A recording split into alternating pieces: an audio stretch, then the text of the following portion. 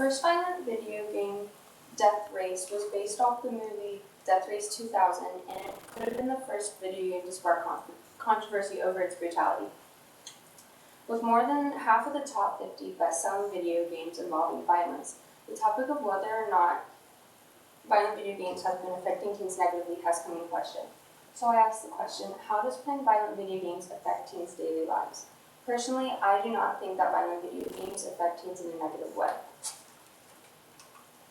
I got interested in my topic when Jane McGonigal from the Stimulus Packet stated that gamers are super empowered, hopeful individuals. These are people who believe that they are individually capable of changing the world. I found this really important and interesting because there are many different types of games, and since there are many different types of games, different games can affect people in different ways, which led me to my topic about teens being affected by violent video games. My topic is very important because some people want to put regulations and laws in place to stop teens from playing violent video games because there's been an increase in school shootings and also an increase in teen violence. With this, people are thinking that violent video games are leading to more teen violence.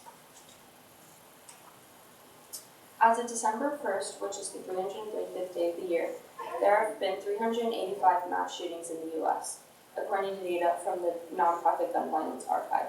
A lot of these shootings have been by adults. We can see this by looking at the graphs. Here in graph 1, we can see that violent crimes committed between the ages of 12 and 17 between the years of 1980 to 2016 have significantly decreased, while mass shootings and fatality incidents have increased rapidly throughout the years of 1982 to 2018. So we can make an assumption that more of the violent crimes are done by adults and not teens, like some people are proposing.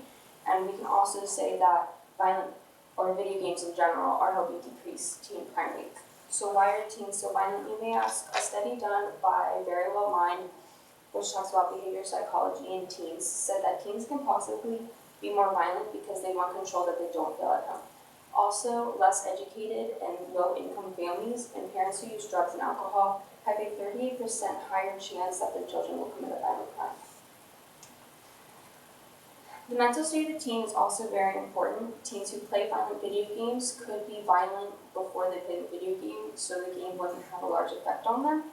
The top quote is from associations between children playing video games, and they said when they were doing their study, the gamers who were playing seeked a resolution to the negative effect.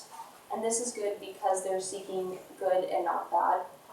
And the second quote is from Serena Gordon and described about how the area of the brain that affects emotion is decreased, which means if you were angry before you were playing a game or a violent video game, when you were done, your anger would be let out, so you would be less angry.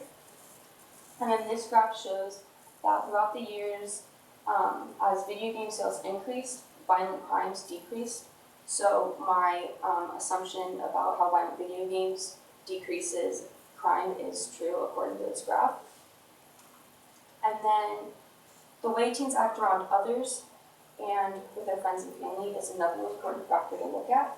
Both of these quotes are stated by Jane McGonigal's video that was in the Stimulus Packet.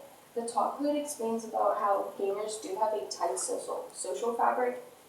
This is because when you're playing a game with someone, you need to be able to trust them, so you create a bond. And then the second quote talks about how economist, I can't say that word, Edward Castrona found out why gamers spend so much time, money on online worlds is because gamers have to have a good social relationship with people, so they get more rewarded and get better feedback. So my first solution is that teens can ask their doctors to get medication. The most common one is antidepressants because they do have a calming factor to it. But a limitation is this is that parents won't be able to afford them. So an implication would be that the child wouldn't get better. The next solution is a therapist or a counselor. So the same implication and limitation are the same as the last one, that the parents wouldn't be able to afford them. So in conclusion, violent video games do not affect teens in a negative way, which means there does not need to be laws or regulations put in place for violent video games. couple questions for you. How did your research question evolve as you moved through the research process? And did your research go in a different direction than you had originally planned? So at first, after we did all the stimulus stuff, I knew I wanted to use Jane McGonigal's name because I found it really interesting how she thought that video games in general can just help the world. And when I was researching, violent video games kept popping up a lot because it's a big topic because of the increase in shootings. So my question changed because I added more like demographics, which would be like the teens and then the violent video games.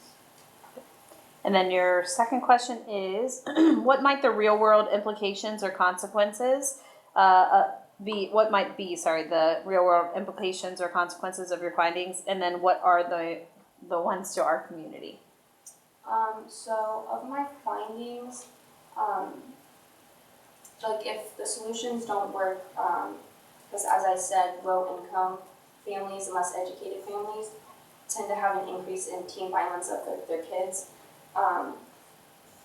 So since they won't be able to get a counselor or therapist or the antidepressants or other kinds of medications, those kids will still stay more violent, you could say, because of that. So it would affect the community more negatively.